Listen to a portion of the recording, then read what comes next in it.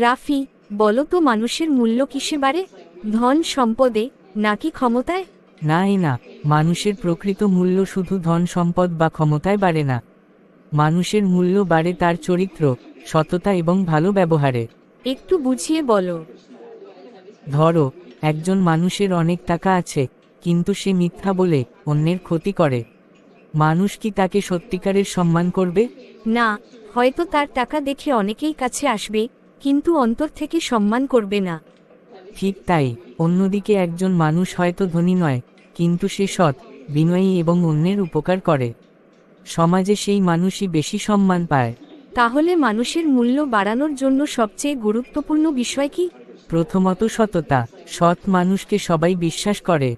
দ্বিতীয়ত ভালো ব্যবহার, সুন্দর আচরণ মানুষের হৃদয় জয় করে।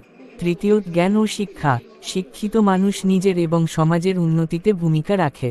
আর কি কোনো বিষয় আছে? অবশ্যই, দায়িত্ববোধ, পরিশ্রম এবং মানবতা।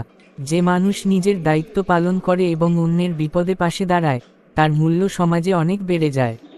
অনেকেই মনে করে দামি পোশাক বা বড় বাড়ি থাকলেই মানুষের মূল্য বেড়ে যায়। বাহ্যিক জিনিস কিছু সময়ের জন্য মানুষের দৃষ্টি আকর্ষণ করতে পারে, কিন্তু স্থায়ী সম্মান এনে দেয় না। স্থায়ী সম্মান আসে সুন্দর চরিত্র ও ভালো কাজের মাধ্যমে। অর্থাৎ মানুষের প্রকৃত পরিচয় তার কথায় নয়, কাজে।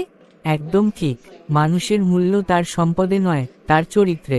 যে মানুষ অন্যকে সম্মান করে, সত্য কথা বলে এবং মানবতার জন্য কাজ করে, তার মূল্য সবসময়ই বেশি।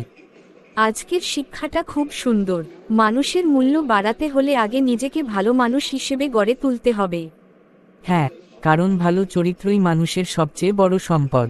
মানুষের মূল্য ধন সম্পদে নয়, সততা, চরিত্র, জ্ঞান ও মানবতায় বৃদ্ধি পায়।